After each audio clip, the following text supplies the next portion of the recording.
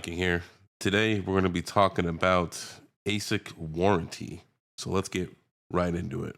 How you guys doing? It's been a really long time since I've done any kind of video content. It's been several months.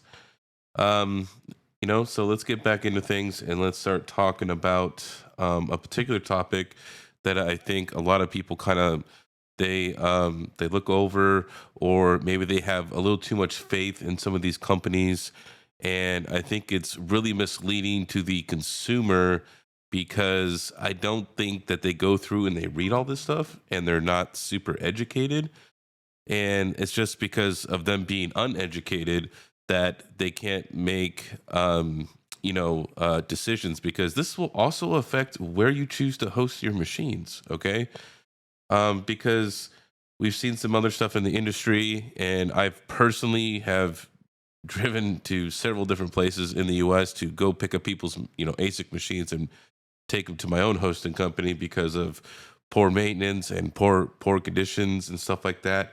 But today we're going to be talking about when Bitmain decides to scrap your unit, and let's say you go file for a warranty claim, you go send it in, you wait several weeks or even months, and then all of a sudden they just scrap your guys' unit, and you guys are like, what the F? Okay. Now, I'm going to be going over some of these things where why does this happen? And, some of these things that people can educate themselves on to kind of make themselves aware of, how and why this happens to them. So let's get into it. All right, guys, we're over here at the Bitmain support section over here, and we're going to be going over what's considered to be a no-fix or scrapped unit from Bitmain. And typically what happens when this goes down is you'll be going through the RMA process. They'll determine what the diagnosis of the machine is, and when they consider it to be a scrapped unit, you will not get it back. They'll just say, hey, this is scrapped. That's it. They don't talk to you anymore, and then you're effed.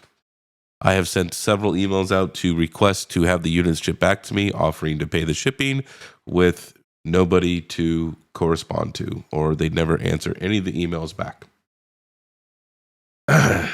So, now that being said, before we get into this, that when it comes down to as far as the ASIC chips themselves, repair centers are only allowed to do so many for free. I believe, I know of one that is a What's Miner official facility, and I think there's 5. Any more than that, they need to get approval from the manufacturer itself before they can do that kind of work.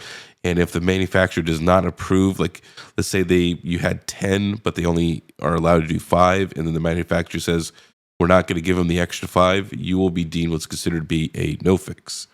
And then you'll have a scrapped unit at that point. So that's just, take that also into consideration as well. So let's go ahead and get into it, and let's look at the first reason why they may scrap your unit from Bitmain. So the first section is going to be up here, which is corrosion and oxidation. You could see in the pictures that I have here, I kind of magnified this. I blew this up so you guys can see this a little bit better. But you can see here on this trace on the RO signal here that there's some corrosion going on, very faintly. I think they scratched it because they were trying to clean it away. But over here in the right-hand side picture over here, you could definitely see all that white corrosion. You know what I mean? You could definitely tell that this right here is extremely corroded. This could be from being near coast, being near the ocean. It could be that there's too much humidity. So you guys need to ask questions for yourself. Like, if you're going to run these at home, what type of environment do you live in? What are the temperatures and humidities throughout the year? As well as seeing what your hosting companies offer as far as filtration, humidity, environments that, that particular state, what's their weather like, and what are the environment that the actual units are going to be running in. Because if you get in a situation with heavy corrosion, this will be considered to be a no-fix or scrapped unit. So your warranty is voided. So once again, warranty is voided in this situation. We're going to get into the PCB bonding pad falling off, which doesn't really happen that much. This usually happens from ASIC repair people not doing it correctly. And I've done that myself when I'm just starting out and just learning this stuff. I have done that before and messed these up. It happens. So this would be considered to be a no fix as well. You can see the pads right here, or the legs on the pads are missing. And this one here, this one kind of got destroyed. So this one I think is by somebody. This is by a failure over here. That would be considered to be a no fix, and your warranty is voided. Burnt PCB is also. I've had a few of these happen in my time. Very rare does it happen, but it does happen. I've had a couple. So you can see that the whole corner of the PCB is completely melted off. The power rails went catastrophic and melted the PCB. And this could be like, even if you're doing proper maintenance and tightening and making sure the screws are tightened down, that this still happens. This is a manufacturing defect from Bitmain. You can see here that an Asic chip went catastrophic and blew a hole through the PCB right here. They would consider this to be a no fix. And what I mean by no fixes is they're not going to give you a new board. They're just going to keep the unit and not give you anything back and be like, hey, we're keeping your stuff. It's scrapped. You're effed. That's exactly what happens. Let's do the next one here, which is the PCB board routing burnt. So they're talking about the traces in the actual PCB layers here. You can see here in this photo right here that there's a one of the traces is deeply burned. It probably goes through multiple layers of the PCB, which couldn't be repaired by using a jumper wire. So this would be considered to be a no fix. And then you can see in this photo here that we have a few Asic chips that went catastrophic, and it completely blew up right here, which is kind of similar to the other ones. I don't know, this one's kind of redundant, but yeah, this I've seen happen before, which to me is a chip failure. If this happens, you are a no fix, no warranty. You are screwed. Somebody got mad and went Hulk on a freaking hashboard and said, "You know what? You're not going to fix it." Bam! And they broke it, and then they sent it back. That's what happened here. Yeah, this is a no fix. Okay, this is kind of more for S17s, but the S19K Pros also have these. They have soldered heat sinks, and you can see here that the heat sinks have fallen off in both pictures. That's usually due to the machine overheating and reflowing the solder, and because these are not actually thermal pasted on there, they are soldered on. So what happens is the solder will reflow, and then this will fall off.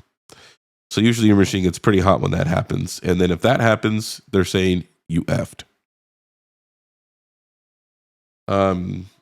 So we're getting into the power supply section of this. And I'm just going to emphasize that if you guys do have power supply problems, just replace it. It's a couple $100. It's not worth going through the RMA process for a minor, because they're going to keep the whole unit as a no fix. So you can see here that the power supply PCB has a hole in it. So that's going to be a no fix. So the next one's going to be a power supply board going catastrophic here. Sorry, getting sick a little bit. You can see here that the board went catastrophic, and obviously that's going to be a no fix. And then you can see some traces right here have been burnt. This will be no fix. But look, guys, power supply stuff, you guys can just pay to just fix that. It's like a couple $100. It's not even, don't risk having your unit scrapped. All right. So now you guys kind of know what to expect from the Bitmain warranty and what can be some of these no fixes that you guys can come across. And this is just a part of mining. And unfortunately, these are some of the things that Bitmain is not willing to cover in their warranty. So I figured that most average people, and even myself included, you know what I mean, never really dive in deep into this warranty section of what's actually covered, right? So there's lots of things that aren't covered, and some of these things might even happen to you. And you're like, what the heck, man? I'm running in a perfectly good environment. Everything's great. And you still have this problem happen to you, right? So it happens. It's unfortunate, and we spend lots of money on our ASIC mining equipment. And trust me, man, I sympathize with everybody, man, because I'm just like you guys. I've spent lots of money on equipment, and sometimes there is repairs that are needed, and sometimes you might not be able to have a repair. You might just have to go out and buy another hash board, and that's unfortunately part of ASIC mining. Um, so I will be covering some of the other manufacturers, such as What's Miner, Avalon, AlphaPax, and I guess we'll do Ice River. I don't really like them though. Terrible manufacturing. I don't want to get into it. But we'll include them too, right? So we'll see if they have any kind of warranty sections similar to this of what they consider to be a no fix or a scrapped unit. And maybe theirs is different, or maybe they don't have anything at all and it's very vague. We don't know. But I feel like a lot of people tend to put faith in these companies, and they think that they're like American companies. Like it's like Dell or something like that. Like, oh man, I'm gonna get great support. These are Chinese companies, guys. Okay, think about that for a minute. Okay, all right, guys, need to take a step back and understand what you're getting into. I highly advocate for you to go find a good local repair center, and that does good quality repair work, because I think you'll have a much better experience with that than dealing with Bitmain. So on that note, leave a comment down below. Let me know what you think about the video. And this is the Mining King giving you the most hashes, and I'll see you next time.